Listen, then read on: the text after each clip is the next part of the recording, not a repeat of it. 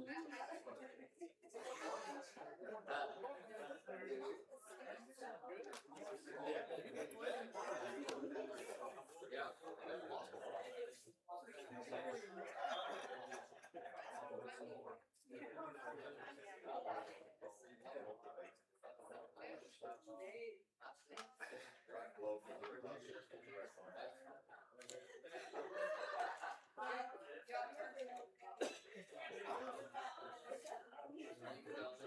your tomato?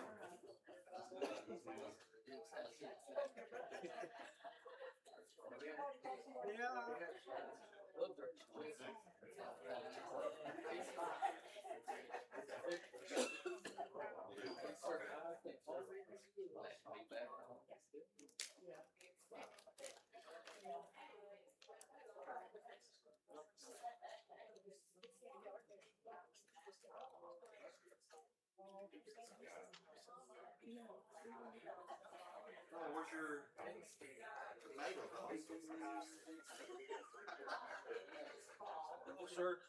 No, thank you. Very good. You know, you're saying that you trouble. I was just shocked that you didn't have a bag there. You got the kids so you can punch on them. Yeah. I'm just taking like a sponge bath. I'll get there. I wake up in the package. Apparently not. That's great. Look at his windows. I just get a big old bowl and I'll put it in the microwave. Take like a little towel. And it's kind of burned. And it'll clear it up in 2 or 3 minutes. Yeah, this big old apple cider thing. Yeah, you should try it.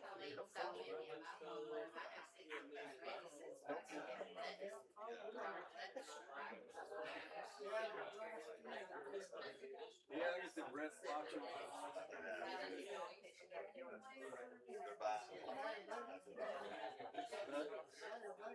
Yeah, it is. Are you, Michelle, what do you think? Good week? Yeah. No, he likes them. Jack's working on it. Yeah. Where's your tomato? Drive down here. Live. Oh. He's probably got that over there too. You ever go to Tijuana? You ever go to Tijuana? Kind of wild. Yeah? No, I sold that one cat. This is for the other one. Don't sell I've never known it, but I'm like, man, how close were you get the big box? I went out there, I pulled up my four-wheeler and I looked at the house. I looked and I saw it laying there. I stepped back over it. Looked above the cabinet. She had a baby. I was totally shocked. Not expecting. I think she was about 2 months late. Mother got ready for what we bought. Thank you, Lord. The good blessing. Sing with the heart.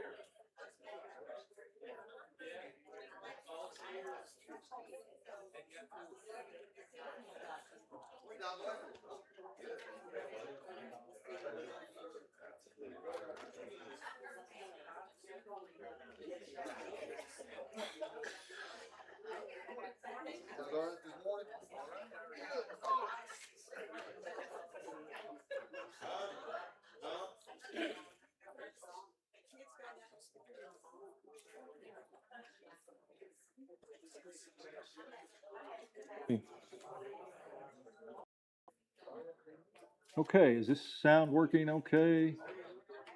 Okay, good. Does anybody have any announcements I need to make?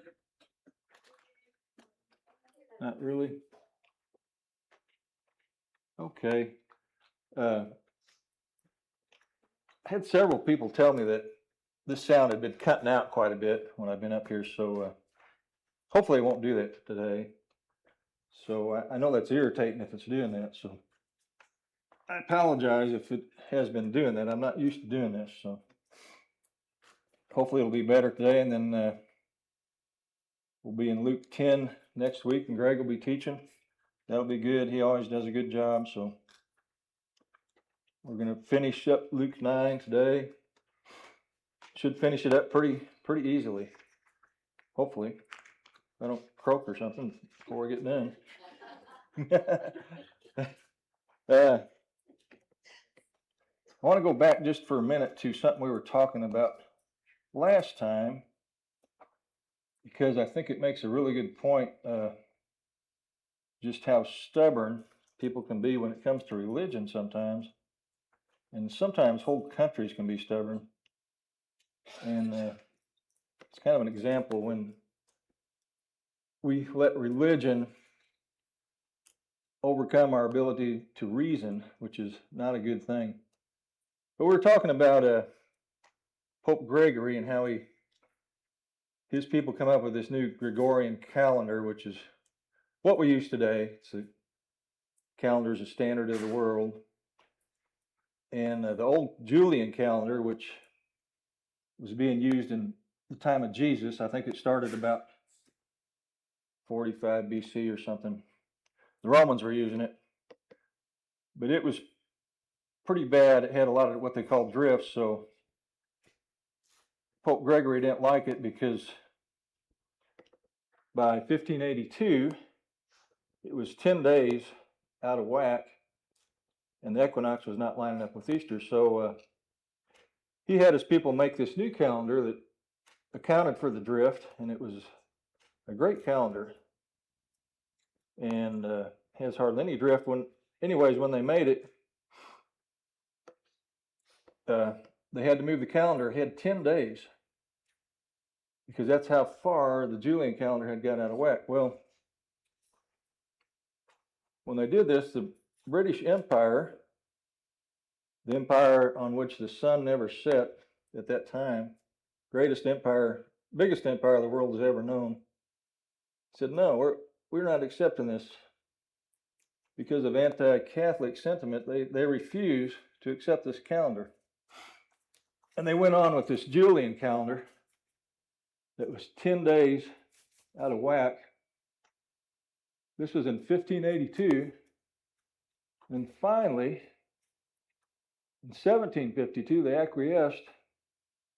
Said, well, okay, we're gonna go with this Gregorian calendar. They didn't really have much choice because it was just getting worse. So when people in the British Empire in 1752 went to bed on September 2nd, when they woke up the next morning, it was September 14th. And Ben Franklin made a joke about it. He said, it's a great thing when an old man can go to bed and not wake up for 11 days. So it just kind of shows you how stubborn people can be sometimes when it comes to religion and politics. Okay, we're going to go to Luke 9.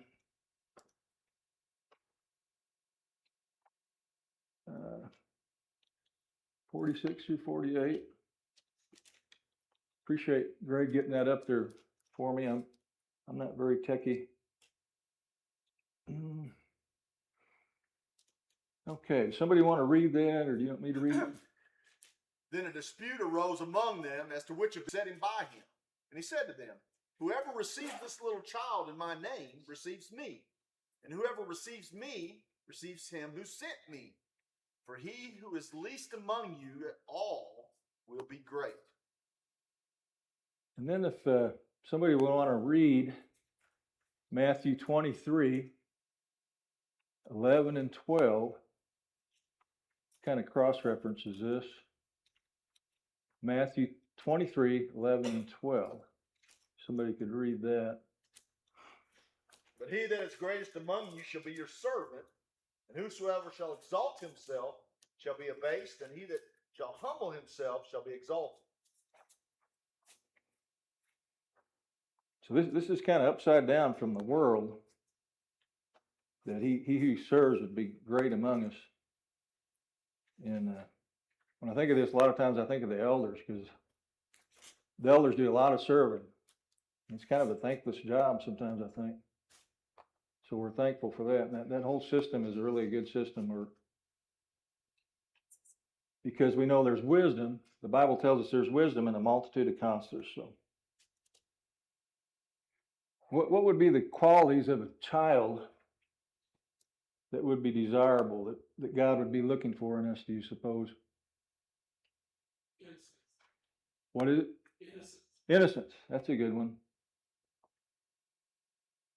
Trusting, What? trusting, trusting. Trusting. Sorry. I told you that's hard. Trusting, yes. Very, very trusting. And what about dependency? Would that be a quality? We're all we get kind of humbled, sometimes. And we look at the big picture, and it's really just all about God, because if there's no God, I mean, I don't know what your hope's going to be. Your body's going to die, and you're going to be ate by the worms. So A child also knows that they can't do it by themselves, that they need someone to care for them. right. They also have a sense of wonder, One, yes, very curious, curiosity. the imagination. And they're looking for the truth. They're not, they want to know what's true. And that's a really important quality. And I got two. They have no pretense, really. They just are what they are. They just say what they think, and they're very honest. And as we get older, a lot of times people have a lot of pretense. That's something we got to be careful of, I think. Did anybody else have any other comments? It's kind of like what you were saying about the calendar thing. It didn't have anything to do with the calendar itself. It had to do with who decided Right. that the calendar was that way. And kids are that way. They don't care who said it. They don't have any, like you said, pretense. Yeah. If the truth is the truth, regardless of, a lot of times we don't believe something because of who said it. Yes. Or we don't, we won't,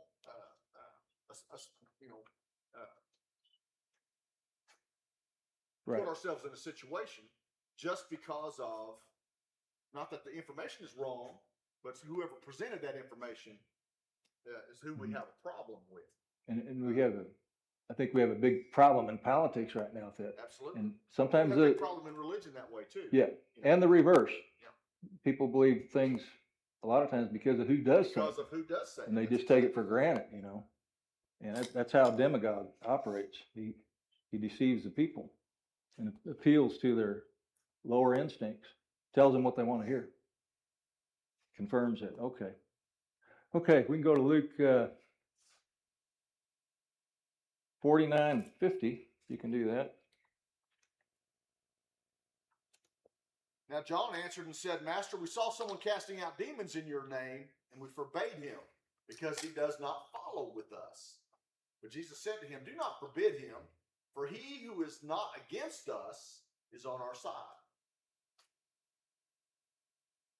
And if somebody could read 1 Corinthians 12, 4 and 6.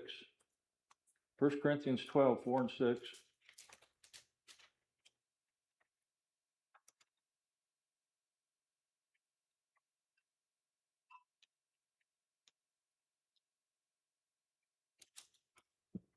Now there are diversities of gifts, but the same Spirit.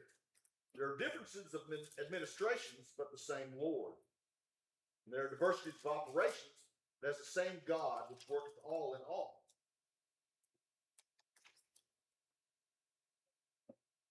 So we see there are different operations, and sometimes we have a tendency to be too critical of that, I think.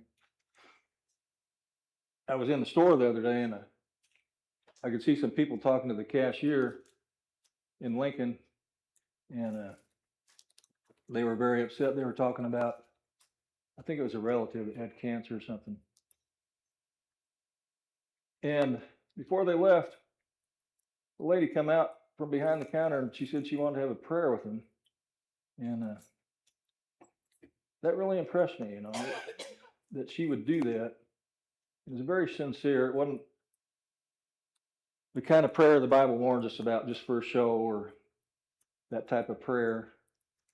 It was a very sincere prayer. So I don't know where she went to church. I really don't know much about this lady, but it impressed me that she was willing to do that, to step out, and have a prayer for these people. Because sometimes that's all we can do, but just have a prayer for somebody because some of the situations they're in. But I think that's a pretty good example of that.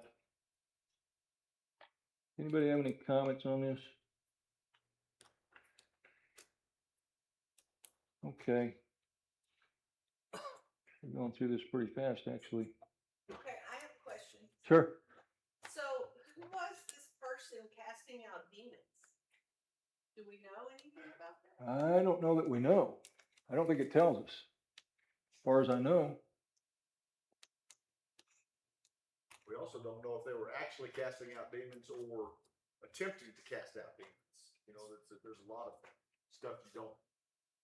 You suppose there's a little jealousy involved there from the apostles, like, hey, this is our turf, And it very well could be. Because I don't know that was a common occurrence. Right. Right. We see it with Jesus and his disciples and the apostles. But as far as just part of normal everyday life, Right. we don't see that. We didn't see it from the priests in the synagogues. We didn't see it from the Pharisees or Sadducees. We didn't see it in any of the Jewish religious That's true. I never thought about that. area. You don't see it. Now, whether the Gentile population had any kind of demon, I don't know if they cast out demons or not. Right. It's just one of those things that we just saw from in the scripture. We just Right. see it from the disciples up until just this one account. But we do see later a failed attempt where the demons said, Jesus I know and Paul I know, but who are you? Yeah, And he exactly. jumped on them and they ran out of their wounded. Ran out of their clothes. So that's So, kind My of interesting. assumption would be that he is actually casting out demons.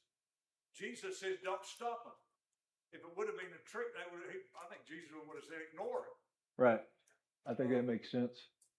And he notes that he's on our side, so that means he's with, just because he's not in the apostle group Yes. and not following with the apostle group, he's still a believer of that.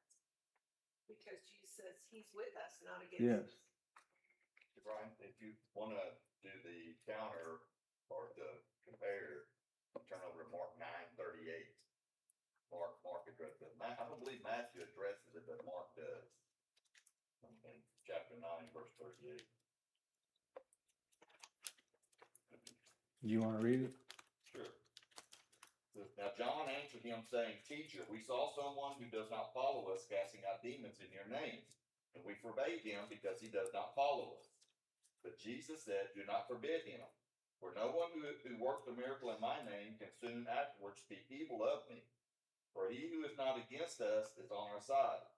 For whoever gives you a cup of water to drink in my name, because you belong to Christ, assuredly I say to you, he will by no means lose his reward. That's a good cross-reference.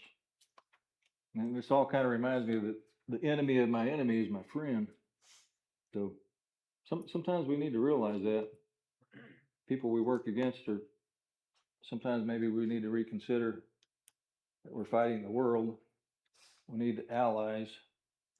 Can we go to Luke 9:51 through 46? No, 51 through 56, excuse me. you want me to read that too? Sure. You do a good job. Now it came to pass, when the time had come for him to be received up, that he steadfastly set his face to go to Jerusalem. He sent messengers before his face, and as they went, they entered a village of the Samaritans to prepare for him. But they did not receive him, because his face was set for the journey to Jerusalem.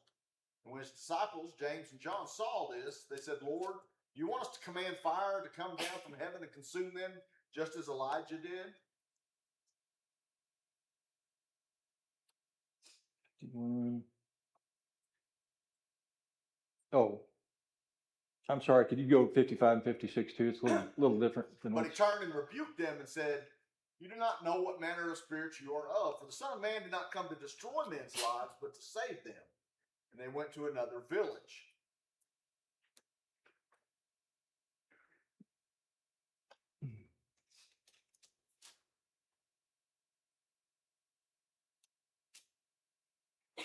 and we see this as rejection by the Samaritans, but also that really 56 is a really powerful statement. And if somebody could read John 3:17, kind of across to 56, which I don't think 56 is up there on the screen.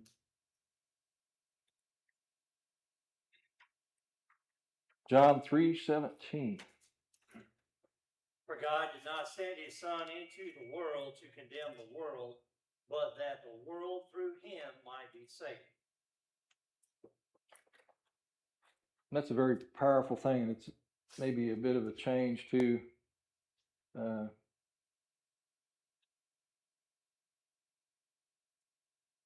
They talk about Elijah, but that was a bit different, dealing with pagan worship.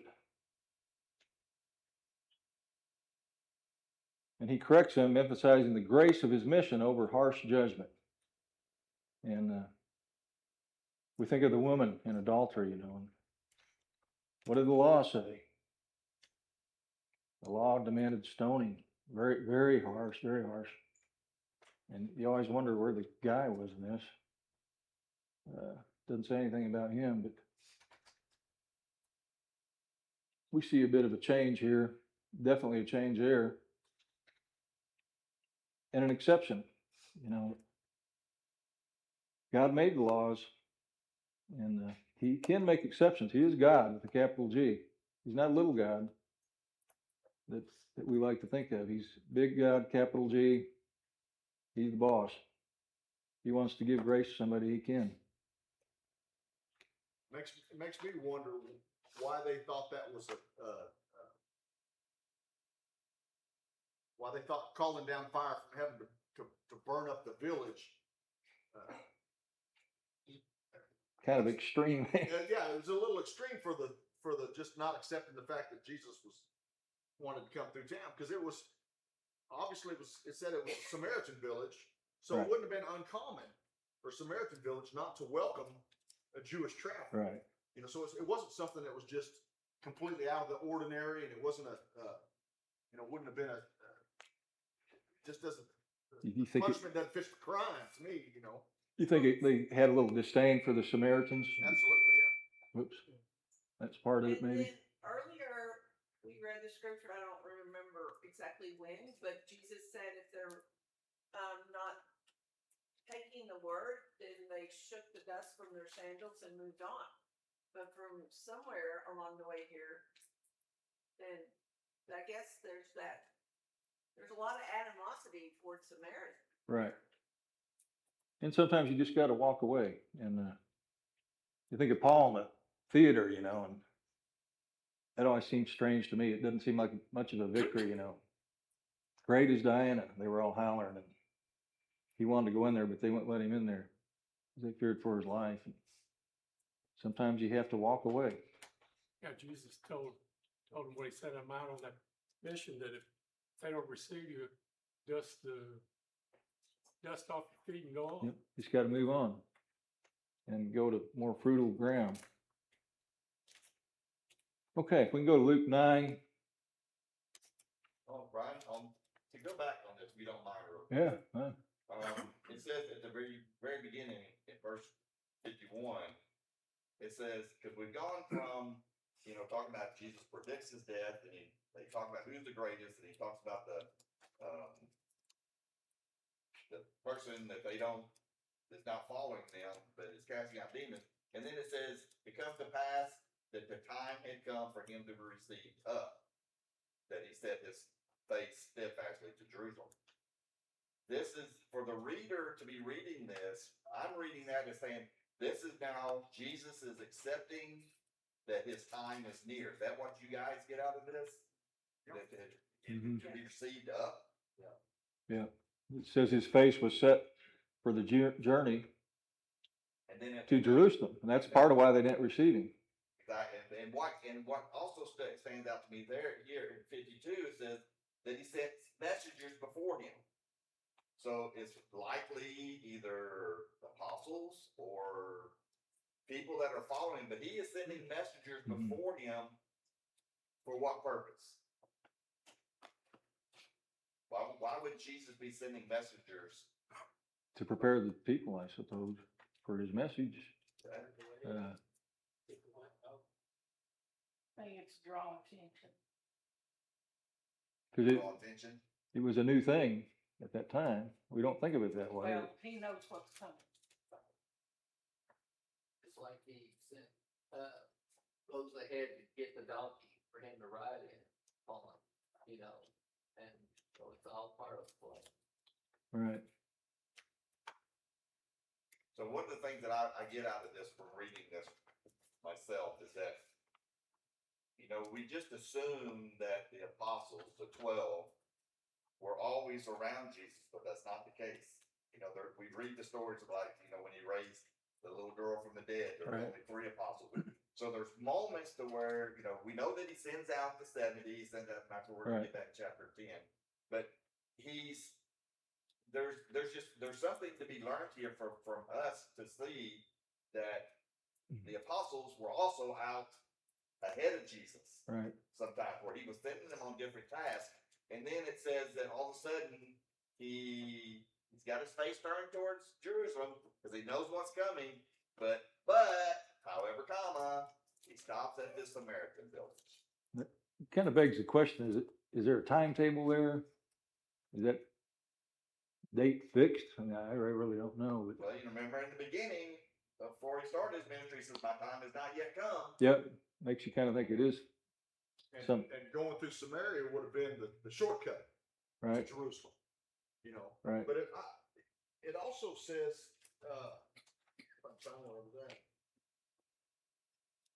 In 53, in the King James, it says, and they did not receive him because his face was as though he would go to Jerusalem. Right. So I have no, Almost like it was predetermined or something. yeah, I don't have any. Why would that have I have no comment on that because it doesn't say. I mean, how would they know, or what was it that the people that went before him said to them Right. that would have made them? What difference does it make where he's going? If he needs to spend the night in Samaria or have a place to stay, Yeah. why would they turn him away because he was going to Jerusalem instead of there? It doesn't. I don't know if it's I think it's just not to slow him down. not to slow him down. Yeah, that's kind of what I think. So you think the Samaritans didn't want to slow him down? I- That's what they I saw. just- His face was I set just for the think journey. it was part of the plan. Yeah.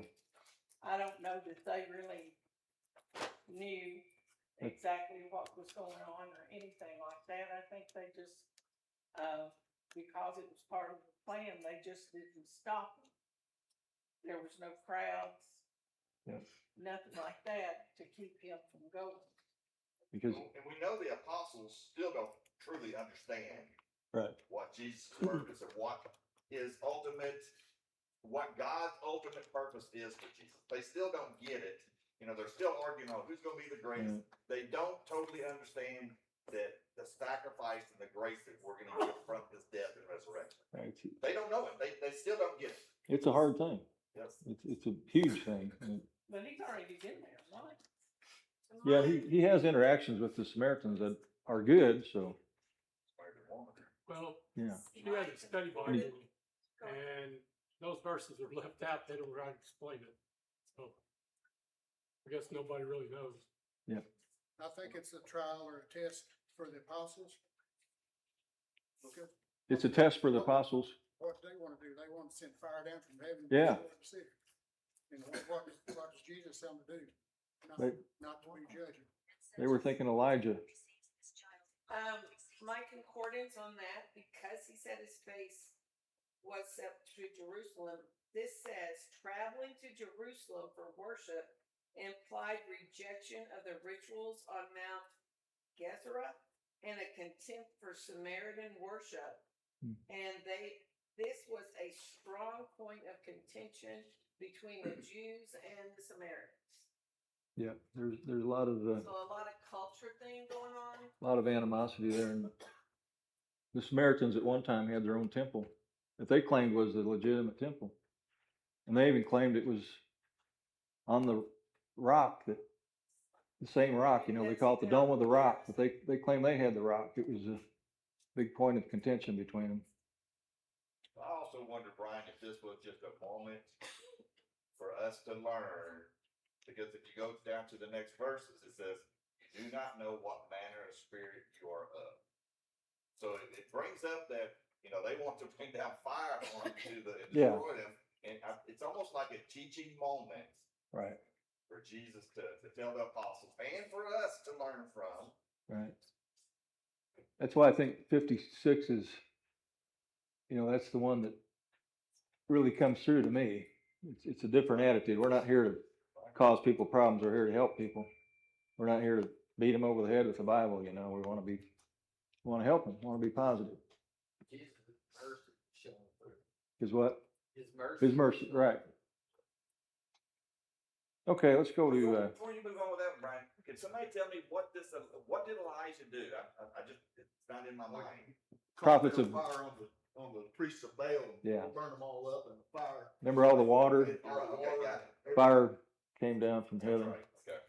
I just couldn't remember, sorry, I didn't mean to. Yeah, that's fine. I just- We'll go to, 57 through 62 if you can. Right, the Samaritan didn't accept Christ. Look at how the Jews presented Christ to the Samaritans. What? I mean, he was a Jewish God, according to the Jews, preached to the Samaritans. Why would they like a God that hates them? Because the Jews hated them. And that's why it goes on, it says that the Lord didn't come to destroy people, he came to save people. And yet, the God of this Christ that had gone to Jerusalem, to Samaria, was represented by the apostles and the others as a one that hated them. Why would they accept the Christ?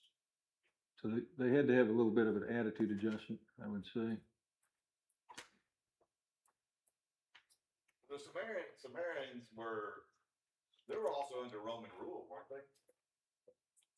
At that time? Yes.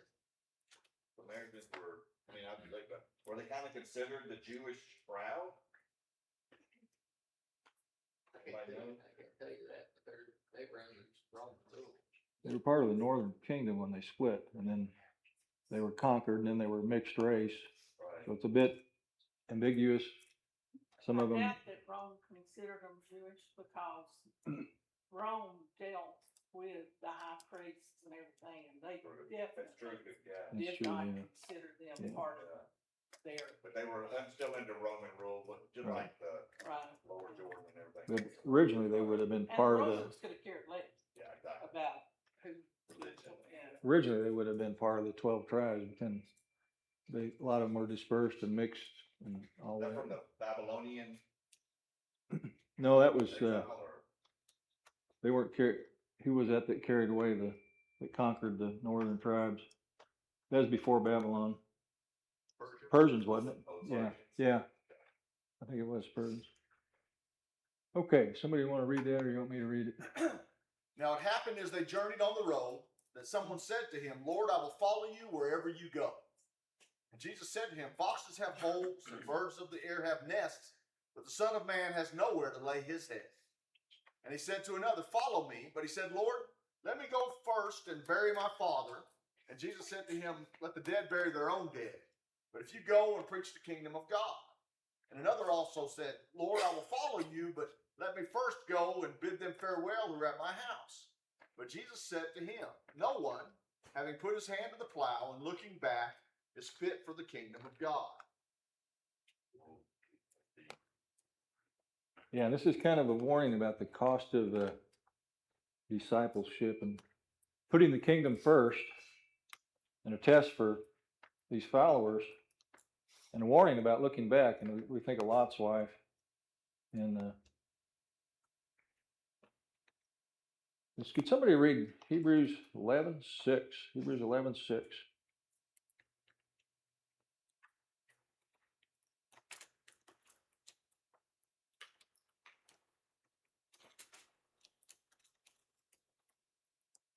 But without faith it's impossible to please him. For he that cometh to God must believe that he is, and that he is a rewarder of them that diligently seek him. So I always like that verse, and I think that kind of corresponds a little bit to the last there, verse 62. Not looking back, must believe, must have faith.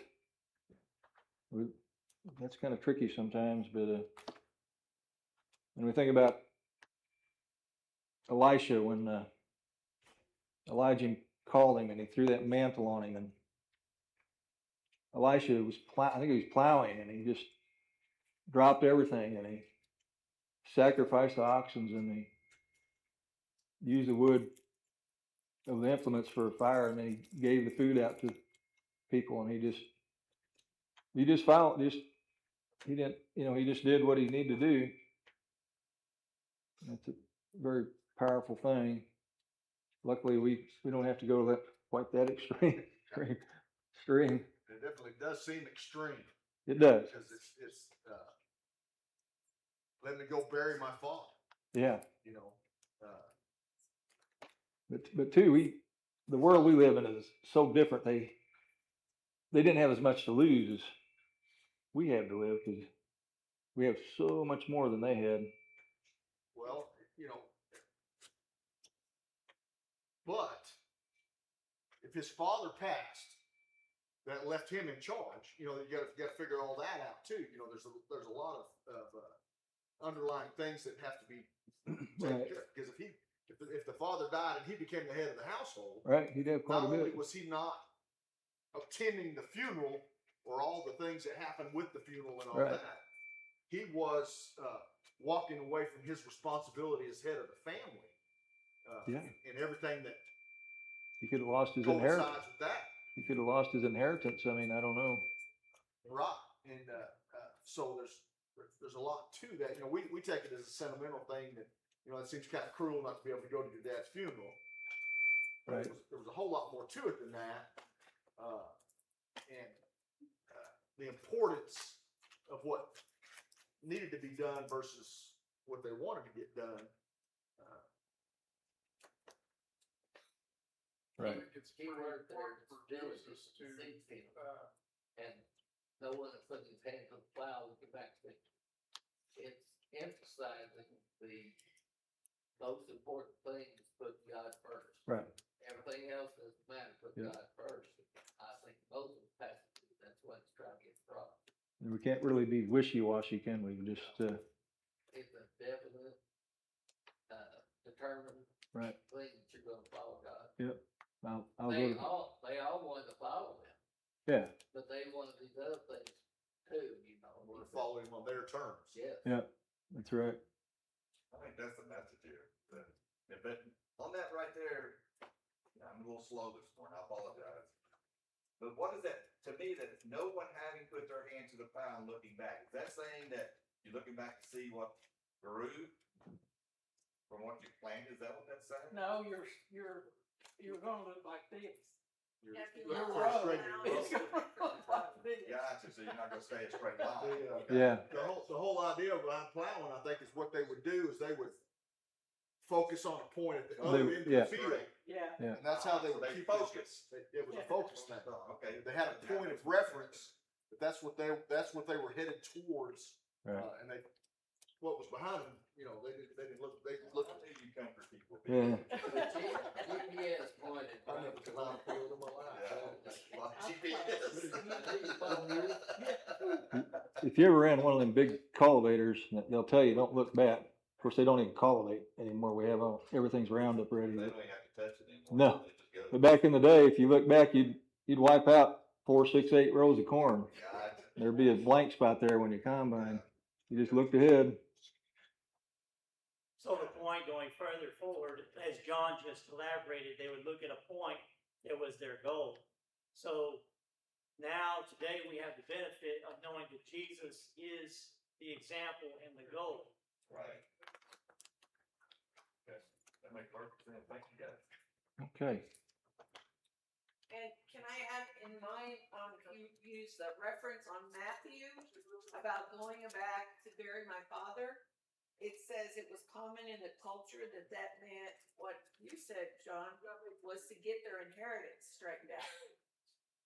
So it wasn't about physically burying the father, but to straighten out the house with the inheritance. And to boot, I think it's pretty important for Jesus to remind people, especially that guy, because Jesus knew who he was talking to. We don't know his name, we're talking to. Jesus knew that guy, and basically God first. And that, has been that way for years, since the Ten Commandments. God was to be put first. And I think that was a good point for him to make to that guy. Okay, we got a little bit of time here. So let's go to Proverbs a minute. And just look at a couple scriptures. I think we could have a whole class doing this sometime. That would be interesting, but Proverbs 22:1. Would anybody want to read that? And I just want you all to comment on it. 22:1. 22:1. A good name is rather to be chosen than great riches, and a loving favor rather than silver and gold. So good name, is that an important thing, that person have a good name and a good reputation, and that your word is good, you can be counted on? But would that be more important than being a rich guy? Doesn't that go back to the humble, right? Right. You have a good reputation, you may not be the rich guy in the room, but the reputation is solid. Be nice to be able to do both of them though. It would be, yes. And some people can do that. Being rich is not necessarily evil. And your reputation can precede you, Right. and your family's reputation That's absolutely, yes. can be affected by your reputation. Sometimes you have to overcome your family's That's the thing. reputation. Sometimes it's a bad reputation Yeah. that you have to overcome. That's difficult. And as a middle child, I always had to, in school, I had to either meet or exceed my brother, You my did? older brothers, Yeah. academia, or whatever it might be. There was an expectation because of that. So you did that? No. Go ahead, Bill. I was the youngest, so I had a very low. The next verse, Proverbs 22, verse 2, I think is interesting as well. And relates to what we're talking about. So the rich and the poor meet together, and the Lord is the maker of them all. Yes. And going along with what Rick said, Job was very rich, but he took care of the poor people, he took care of everybody else. Right. And important, if you do have money, what you do with Right. it. And you can still have a good name and Yes. still. And we know there was at least one rich man that was a disciple of Jesus. And that's the tomb he used. And But a good name is very important. I seen a documentary about actors, and they were talking about Dean Martin, you know, and when you think of Dean Martin, you think of maybe a cigarette and a martini and a pretty girl in the other arm. Not necessarily a high moral standard, but I was kind of surprised that they all said Dean Martin had an excellent reputation. He, as far as keeping his word, they said you did not need nothing but a handshake with this guy, and everybody knew it. And his word was good. You didn't have to worry about it. And I don't know, you remember back in the day when the bankers kind of knew their customers. If you had a good reputation, you didn't have to be rich, but if you was out buying something, you could just give the banker a call. He'd say, I'll put the money in your account and come in next week and we'll do the paperwork, you know. Back when the banks knew their customers. I knew a guy that bought a house in Rogers doing that back in the 60s. He went into the bank and he's moving from Pea Ridge to Rogers and wanted a house, and the banker threw him the keys. He said, well, the bank's got a house, go look at it. And it was a beautiful house, had a library, really a grand old house. And he come back and said, well, yeah, I got to sell my, he said, oh, don't worry about it, just move in, sell your house in Pea Ridge and we'll work it out. And the guy was an auto mechanic, but he had that golden reputation. Back then, it was important, more important that you kept your word than it was to make a lot of money or whatever. Oh yeah, that was it. We still got a few minutes, I think. Let's read Proverbs 22, 24, and 25.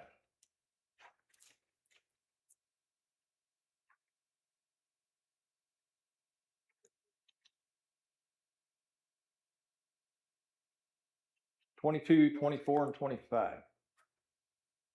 Proverbs. Do I want to read it? Do I want to read it? Do you want to read it? You can read it. Make no friendship with an angry man, and a furious man do not go, but you learn his ways and set a snare for your soul. Has anybody had experience with this? My mom always said, you are who you hang out with. Yeah, that's true. We And still say that to our fifth graders too.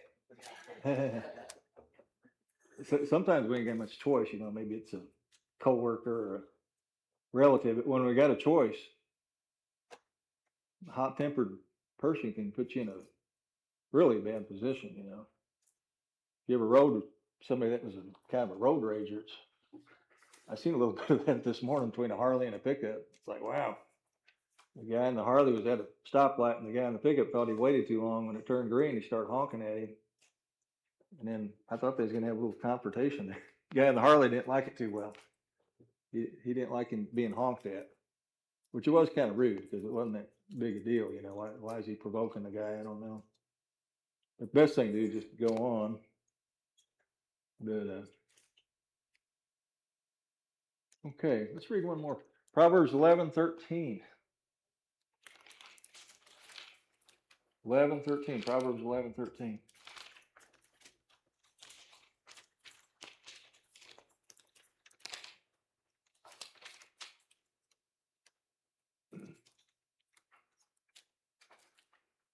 Whoever goes about slandering reveals secrets, but he who is trustworthy in spirit is a thing of honor. Okay, yeah. A talebearer reveals secrets, but he who is of a faithful spirit conceals a matter. So, what do you think about that? What does that mean? Gossip. Do not gossip. Right, that's what I think. And Again, a fifth grade thing we're trying to instill. if it's what? Fifth graders, that's what we keep telling them. Oh, fifth graders. So if we got the goods on somebody, we don't necessarily need to run around and tell everybody. So we can be the center of attention. And it causes a lot of trouble too, don't it? When we can really hurt people doing that. Is that the bill? Okay. Appreciate it. Have a good day, and it's we got a chance of rain tonight, so hopefully we'll get it. Oh, yeah. I've been praying so many days.